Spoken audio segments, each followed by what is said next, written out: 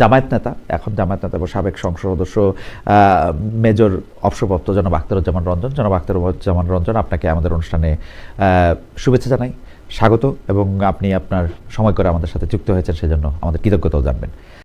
জনাব তারেক রহমান, আপনাকে আমাদের অনুষ্ঠানে স্বাগত জানাই, আপনি আমাদের শুভেচ্ছা এবং কৃতজ্ঞতা জানবেন। 22 সন থেকে আমি বহিষ্কৃত, কারণ আমার অপরাধ ছিল, আমি বলেছিলাম দলের নেতাদেরকে যে তোমরা যে আন্দোলন যাচ্ছ না, এই যে ডেলি পাঞ্জাবি বদলায় খালি মিডিয়ার সামনে এসে কথা বলো, তোমাদের তো রাজপথে আমরা দেখি না, রাজপথে না থাকলে তো একদিন তো তোমাদের উপরে জনগণ চড়াও হবে। সেখানে আমি কর্কশ ভাষায় বলেছিলাম যে মানুষ জুতা পেটা করবে।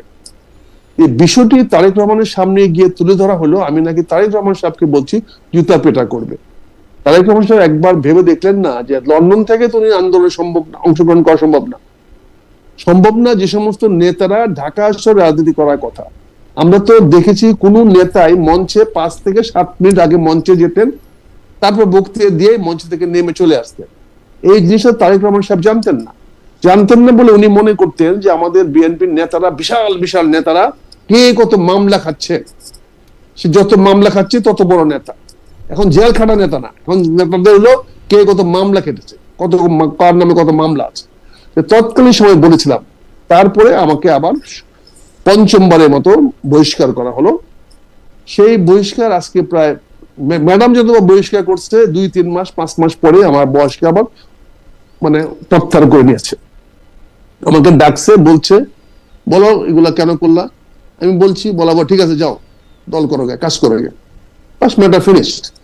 বলছি হয়তো কোনো কারণে 3 মাস 6 মাস 5 মাস 6 মাসের বেশি হয় নাই, কোনো কারণে আমার বহিষ্কার হয়েছে।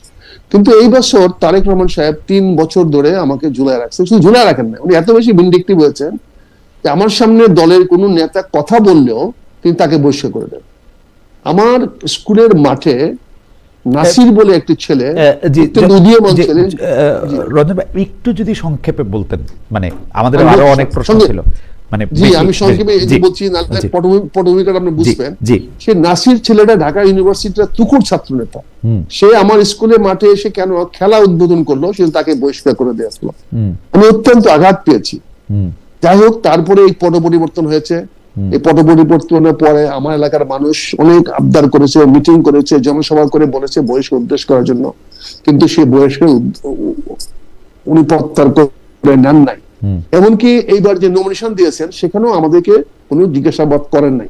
আমি নির্বাচন করব না আগেই ঘোষণা দিয়ে দিয়েছি। আমি 2024 সনে আমি আগস্ট আন্দোলনের পরেই ঘোষণা দিয়েছি আমি নির্বাচন করব না, এবং তারপরে বারবার বলে আসছি। কিন্তু উনি আমাদের কোন রকম গুরুত্ব দেয় না। এমনকি আমরা ভোট কাকে দিব সে প্রার্থী পর্যন্ত যোগাযোগ করে না। আমি যেখানে পরিষ্কার বলে দিয়েছি আমি নির্বাচন করব না, সেখানে প্রার্থী পর্যন্ত আমার সঙ্গে যোগাযোগ করে না, কারণ তাকে বহিষ্কার করে দিতে পারে, বিএনপির নেতা কর্মীরা বহিষ্কার হতে পারে। এরকম একটা ভিন্ডিক্টিভ নেতা যদি হয়, এবং তো রাজনীতি হবে না। এই যে তিনি 30 তারিখে দেশমাতা খালেদা জিয়া মারা গেছেন, এমন কি প্রয়োজন ছিল যে 3 দিন ওই দিনই 3 জন নেতাকে বহিষ্কার করতে হবে? উনি কি বহিষ্কারের নেতা? এটা কোন রাজনীতি ভাই? কিছু হলে বহিষ্কার করে দেবেন, বেশি হলে আপনি শোকজ করেন, বিচার দেখেন, বলেন। হ্যাঁ জি মেজর রঞ্জন, আমরা আপনার ব্যাপারটা একটু বুঝতে চাইতেছিলাম যে যেহেতু আপনি দল থেকে বহিষ্কার হয়েছেন, সেহেতু আপনার যেহেতু জামাতে ইসলামী আপনার আদর্শের বিপক্ষে থাকলেও আপনার এখন জামাতে ইসলামীতে যাইতে বাধা নাই, কারণ আপনি নেতাকে একটা শিক্ষা দিতে চাচ্ছেন, তাই তো? নেতাকে শিক্ষা দেওয়ার ব্যাপার না, কোনো অবস্থাতে না, নেতাকে শিক্ষা দেওয়ার জন্য না। এখানে যেহেতু আমার কোনো অবস্থান নাই, আমি দল করি না, দলে আমার কোনো পদ নাই, সদস্য নাই, এবং দল করতেও পারছি না, এমনকি আগামী নির্বাচনে কাকে ভোট দেব সেটা করতে পারছি না। তার মধ্যে আবার তারেক রহমান সাহেব একটা বক্তব্য দিলেন যে উনি বললেন যে একটা শব্দ আছে না, রিটায়ারমেন্ট। আপনাকে রাজনীতি করতেই হবে কেন? এটা ম্যাডাম রিটায়ার করলেন না কেন? না, সেইটা তো দলের সাথে তার এতখানি পার্থক্য হয় না। দলের সাথে রাজনীতি রিটায়ারমেন্ট করতে কোনো জিনিস তো নাই।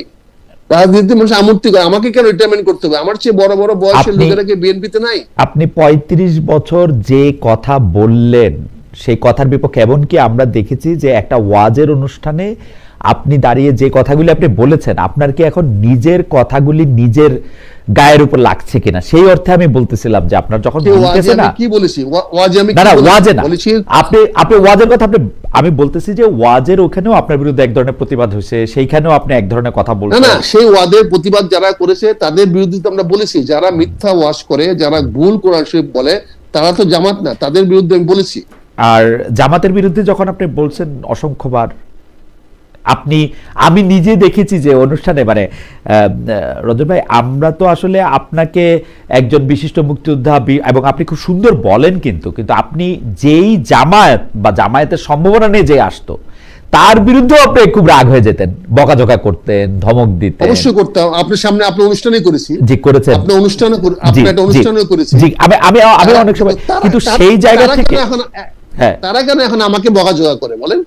কারা না, আপনাকে বকাঝকা করারটা ব্যাপারটা এরকম, আপনি নিজেকে কেমনে মানে এই ব্যাপারটাতে কনভিন্স করলেন, সেটাই আমি জানতে চাই। তাহলে আমাকে বলতে দেন, কথাটা শেষ করতে দেন। জি যদি একটু সংক্ষেপে বলতেন ভাই। হ্যাঁ, তা আমি সেখানে কি বলেছি, আমি যখন তারেক রহমান সাহেব বললেন যে জামাত ইসলাম লক্ষ লক্ষ মানুষকে হত্যা করেছে, তখনই হত্যা করেছে যখন শুনলাম, তখন আমি এর পরের দিনই আমি কলকাতায় একজন সাংবাদিকের সঙ্গে আমি একটা ইন্টারভিউ দিলাম। 16 ডিসেম্বরের উপলক্ষে আমার কাছে একটা ইন্টারভিউ নিল তারা, ওখানে আরেকজন ব্রিগেডিয়ার সাহেবকে ইন্টারভিউ নিল। সেখানে আমরা জানতে পারলাম, উনি বললো যে তৎকালীন জামাত ইসলামী একটা ছোট্ট দল ছিল, তারা কোনো রাজাকার আলবদরে ছিল না, আলসামস ছিল না। ব্রিগেডিয়ার সাহেবের বক্তব্য, এটা পিকে গাঙ্গুলি এক ব্রিগেডিয়ার সাহেব বললেন। এবং তারা বলে 29,000 রাজাকার আলবদর আলসামস তাদেরকে সারেন্ডার করেছে, যে 94,000 ভারতীয় পাকিস্তানি বাহিনী সারেন্ডার করেছিল, তার মধ্যে 29,000 ছিল রাজাকার আলবদর আলসাম। তাদের মধ্যে জামাতের কোনো লোক ছিল না, তারা সারেন্ডার করে নাই, তারা এখানে ছিল। অর্থাৎ তারা বলতে সার্টিফাই করেছে যুদ্ধাপরাধের সঙ্গে তারা জড়িত না। তাহলে আমরা যে ইতিহাসে জেনে আসতেছিলাম, সেই ইতিহাসটা আমরা পাকিস্তানের বিরুদ্ধে যুদ্ধ করেছি, আমরা তো জামাতের বিরুদ্ধে যুদ্ধ করি নাই। আমরা যে ইতিহাস জেনে আসছিলাম, আমি সেটা প্রতিবাদ করেছি। সেটা প্রতিবাদ করার পরে জামাতের প্রতিবাদ করার পরে আমি জামাতের সঙ্গে যোগাযোগ করি নাই। জামাত দেখা হইলো, কথা হইলো 21শে নভেম্বর আমাদের এই আর্ম ফোর্সের ডেতে জামাতে আমিরের সঙ্গে আমার প্রথম দেখা হলো, কথা বললাম। উনাকে বাই দ্য ওয়ে বললাম যে সমস্ত জিনিসগুলো হচ্ছে, আপনারা প্রতিবাদ করেন না কেন? উনি আমাকে 4 দাওয়াত দিলেন। সে 4 দাওয়াত হইতে হইতে এটা আসার ধরলো 12ই ডিসেম্বর। 12 ডিসেম্বর বিকালবেলা আমার 4 দাওয়াত ছিল, যেতে পারি নাই, কারণ সেদিন হাদি মারা গেল। হাদি মারা যাওয়ার জন্য অনুষ্ঠানটা পোস্টপোন হলো। 13 তারিখে তিনি আমাকে আবার দাওয়াত দিলেন। 13 তারিখ সকালে 9টার সময় গেলাম। 12 তারিখে মনে হয় না হাদি মারা গেছে, হাদি গুলিটা খাইছিল সে সময়, হাদি মানে মৃত্যুটা। আচ্ছা ঠিক আছে, ওকে ব্যাকরণটা সঠিক হলো, ঠিক আছে। হ্যাঁ, হাদিকে গুলি করা হয়েছিল, সেই হাদি গুলি করার কারণে সেই অনুষ্ঠানটা আমরা যেতে পারি নাই। পরের দিন 13 তারিখে সকাল 9টায় উনি আমাকে আবার 4 দাওয়াত দিলেন, আমি গেলাম।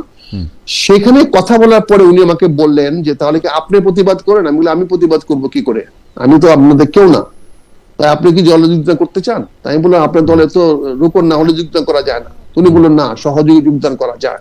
তাই বললাম, আমি যদি আপনি নেন, আমি তো রাজি আছি, আমি যোগদান করতে রাজি আছি। তাই আমরা যোগদান করলাম। যোগদান করার পরে গঠনতন্ত্রে দেখলাম জামাত বাংলাদেশের স্বাধীনতা বিশ্বাস করে। জামাত বলছে বাংলাদেশ একটি মহান মুক্তিযুদ্ধের মাধ্যমে স্বাধীন হয়েছে এবং জাতি রাষ্ট্র হিসেবে